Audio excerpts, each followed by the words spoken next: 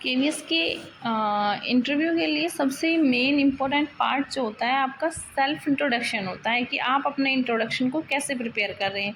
क्योंकि कहते हैं ना कि first impression is the last impression, यानी कि आपके जो क्वेश्चन बनना स्टार्ट होते हैं ना वो आपके इंट्रोडक्शन से ही बनना स्टार्ट होते हैं। तो आप ना अपने इंट्रोडक्शन को ऐसा रखिए कि वो इंटरव्यू पर अपना प्रभाव छोड़े और वो वहीं से क्वेश्चन बनाए। कुछ ऐसे चीज़ों को भी आप ऐड कीजिए अपने इंट्रोडक्शन में। अब मैं एक ना इंट्रोडक्शन का एक प्लान बता रही हूँ कि कैसे आप लोग इंट्रोडक्शन को प्रिपेयर करें, क्योंकि ना सब सब्जेक्ट के इंट्रोडक्शन आपको मिल जाएंगे, लेकिन संस्कृत एक ऐसा सब्जेक्ट है जिसका इंट्रोडक्शन भी आपको बहुत कम मिलेगा और इसके डेमो टीचिंग और भी डेमो टीचिंग के जो टॉपिक्स हैं वो साथ कैसे हम इसके इंटरव्यू के लिए प्रिपेयर करें वो बहुत ही कम मिलते हैं। तो मैं बताती हूँ कैसे आपको स्टार्ट करना है। सबसे पहला जो पॉइंट है इसमें, सबसे पहला पॉइंट है कि प्रभावशाली उद्घाटन। यानी आप जब भी आप रूम के अंदर एंटर होंगे तो आपको बोलना है कि किम अहम अंतः आगच्छामि महोदया, है ना। तो आप बोल सकते हो या फिर आप ऐसे भी बोल सकते हो कि महोदय क्या मैं अंदर आ सकता हूँ। लेकिन अगर आप संस्कृत के टीचर हैं, संस्कृत के इंटरव्यू देने जा रहे हैं, तो आपको संस्कृत में बोलना चाहिए। तो वो ज़्यादा अच्छा, क्योंकि फिर बाद में जो क्वेश्चन बनेंगे ना वो आपसे बनेंगे नहीं संस्कृत के, क्योंकि वो सोचेंगे हाँ, अगर आप बीच बीच में संस्कृत का प्रयोग करते रहेंगे तो फिर वो सोचेंगे कि हाँ ये संस्कृत तो आती है। तो आपको ये बोलना है कि किम अहम अंतः आगच्छामि महोदया, ठीक है। उसके बाद आपको प्रभावशाली उद्घाटन का मतलब है कि आपकी जो ओपनिंग है ना वो बहुत ही इम्प्रेसिव होनी चाहिए, ना बहुत ज़्यादा जल्दबाजी होनी चाहिए और ना ही ऐसा होना चाहिए कि हाँ बिल्कुल ही लेजीनेस दिखा रहे हो, आपकी जान ही नहीं हो, अंदर से डरे हुए हो और वो बाहर भी आपका शो हो रहा है, वो भी नहीं होना चाहिए। तो शुरुआत हमेशा चेहरे पर एक हल्की मुस्कान और भाषा के प्रति सम्मान के साथ करें। मैंने बताया था ना कि सम्मान रखना है अपनी भाषा के, क्योंकि आप लोग जो है वो संस्कृत सब्जेक्ट के लिए जा रहे हैं। तो आप नमो नमः, आपका ना तो गुड मॉर्निंग गुड इवनिंग ये ना बोल के आपको नमो नमः बोलना, ये बहुत अच्छा प्रभाव डालेगा नमो नमः बोलना आपके इंटरव्यू के ऊपर, ठीक है। जैसे यहाँ पे मैं अपना बताती हूँ कैसे करना है। जैसे मैंने डाला है कि नमो नमः मम नाम पूजा अस्ति, ठीक है।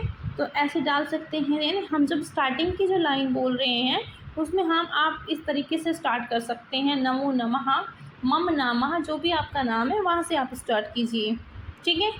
तो उसके बाद पृष्ठभूमि और अनुभव, बैकग्राउंड और एक्सपीरियंस।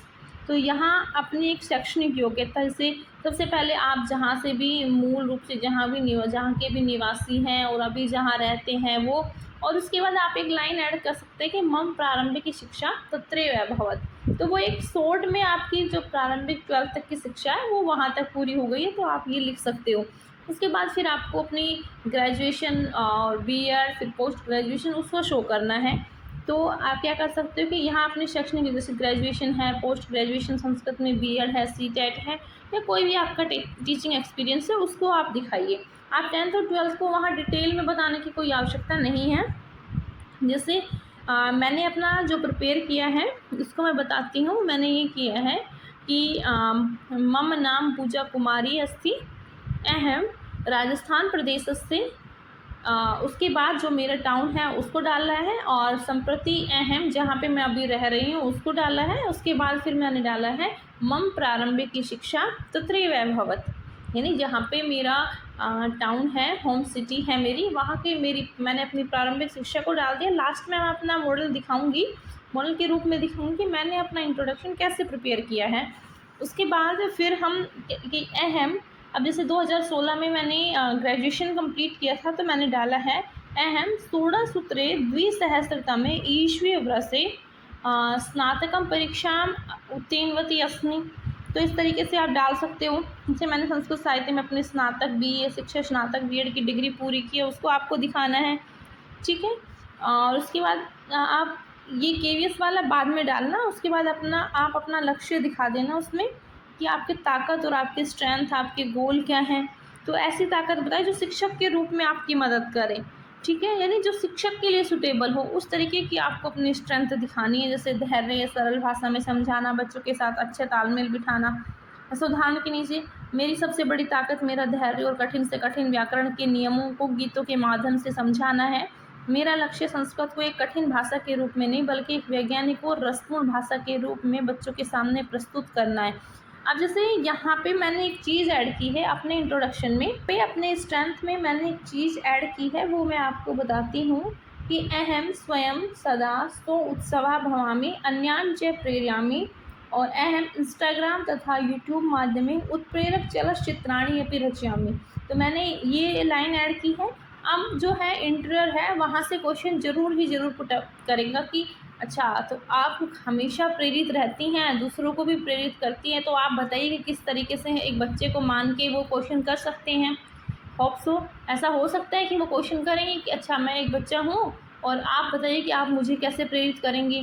दूसरा इसका कि अच्छा, आप इंस्टाग्राम और यूट्यूब पर प्रेरक चलचित्राणी, प्रेरक यानी मोटिवेट करने वाले वीडियोस बनाती हैं, तो आप इसका शिक्षा में क्या सहयोग दे सकती हैं, यानी आप बच्चों को इसमें क्या उपयोग कर सकती हैं। तो वहाँ से 2-4 क्वेश्चन नाम बन के मैं जो पॉसिबिलिटीज़ होंगी क्वेश्चंस की, उसके लिए प्रिपेयर किया है मैंने अपने आप को कि अच्छा, आप जैसे वो क्वेश्चन पूछ सकते हैं कि बताइए कि आप इसका योगदान बच्चों को कैसे देंगी। तो मैं इसका आंसर कर सकती हूँ कि मैं जो कठिन जैसे संस्कृत के जो बहुत ही कठिन संधि समास कारक के जो नियम हैं या फिर बहुत कठिन श्लोक है जो बच्चे एक दिन में नहीं सीख सकते हैं, उनको मैं छोटे छोटे पार्ट्स में डिवाइड करके छोटी छोटी रील्स बना के बच्चों को समझाऊंगी, तो बच्चे आसानी से समझ जाएंगे।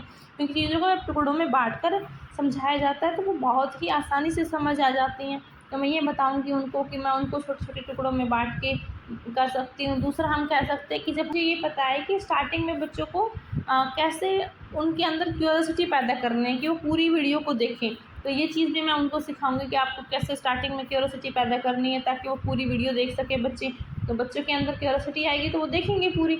दूसरा, अभी जो NEP 2020 है उस पर बात की गई है बच्चों को कि संस्कृत शिक्षा को आधुनिक तरीके से जोड़ के पढ़ाया जाए। तो संस्कृत के जितने भी लेसन्स हैं उनका हम जैसे एनिमेशन बना सकते हैं और एनिमेशन के माध्यम से हम पढ़ा सकते हैं। तो 6th क्लास में एक लेसन है माधवस्य प्रिय अंगम, तो उसमें उसके अंग बोलते हैं, तो हम उस लेसन को हम बहुत ही इंटरेस्टिंग तरीके से पढ़ा सकते हैं। जैसे हाथ है तो हाथ का एनिमेशन बना दिया, उससे बोलते हुए वीडियो चला दी और संस्कृत में उसका हमने ऑडियो रिकॉर्ड कर दिया, तो उसको हम कर सकते हैं। तो इससे बच्चे बहुत ही इंटरेस्टिंग तरीके से पढ़ेंगे। तो मैं इस तरीके से अपना ये बता सकती हूँ, वो क्वेश्चन पूछेंगे तो इस तरीके से मैं आंसर कर सकती हूँ। और उसके बाद आत्मविश्वासपूर्ण समापन, एक सकारात्मक नोट के साथ अपना परिचय समाप्त करें ताकि इंटरव्यू लेने वाले प्रभावित और अगला सवाल पूछने का रास्ता मिले। तो मैंने ये कहा है कि आपको अपने प्रिपेयर करना है कि 2-4 क्वेश्चन वो आपके इंट्रोडक्शन से ही पूछे। वैसे तो मोस्टली क्वेश्चन बनते हैं, आप जहाँ के निवासी हैं वहाँ की कुछ खास बातें पूछ ली जाती हैं, या फिर आपने जैसे जहाँ जिस कॉलेज से कुछ किया है तो वहाँ की पूछ लेते हैं, आपका नाम अगर है तो उसका अर्थ पूछ लेते हैं। लेकिन आपको उसी के साथ अपनी रुचि अपने स्ट्रेंथ इस तरीके की दिखानी है कि आपको NEP 2020 के अकॉर्डिंग मतलब पढ़ा सकते ये चीज़ें बतानी है ताकि वो क्वेश्चन आपसे पूछ सकें उनकी। और फिर जब आप अपना आंसर दें तो उनमें कुछ ऐसे शब्द डालें ताकि दूसरा क्वेश्चन वहीं से बने और उसके बारे में आपको जानकारी हो कि ये चीज़ अगर आप करेंगे तो इंटरव्यूअर को आप क्वेश्चन दे रहे हैं, अगर वो क्वेश्चन पूछेंगे तो फिर वो कहीं से भी पूछेंगे, लेकिन आपको ऐसा करना है कि आप इंटरव्यूअर को क्वेश्चन दें। ठीक है। अब जैसे KVS की परीक्षा की तैयारी के लिए आप एक चेकलिस्ट बना सकते हैं। जैसे इस पर परिचय स्क्रिप्ट लेखन अपने परिचय को एक कागज़ पर लिखकर पहले से तैयार कर ले। ध्यान रखें इसमें से केवल वही बातें शामिल हो जिन पर आप आगे बात करना चाहती हूँ। अपने परिवार के बारे में बहुत लंबी बातें बताने से बचें। दूसरा, आईने के सामने अभ्यास, प्रैक्टिस बिफोर ए मिरर। प्रतिदिन आईने के सामने खड़े होकर बोलने का अभ्यास करें, इससे आपका आई कांटेक्ट बेहतर होगा, चेहरे पर स्वाभाविक मुस्कान आएगी, हिचकिचाहट पूरी तरह से दूर हो जाएगी। और प्रमुख पलों की समीक्षा करें, जैसे कॉलेज के दिनों या पिछले शिक्षण के उन पलों को याद रखें जहां आपने कुछ विशेष किया हो, है ना। तो उन चीज़ों को आपको दिखाना जिससे आपका पक्ष मजबूत होगा। कमजोरियों का उत्तर तैयार करें, यदि आपसे आपकी कमजोरी पूछी जाए तो आप उस ऐसी आपको कमजोरी बतानी जो आपकी नकारात्मक ना लगे, जिसमें सुधार की भावना दिखे।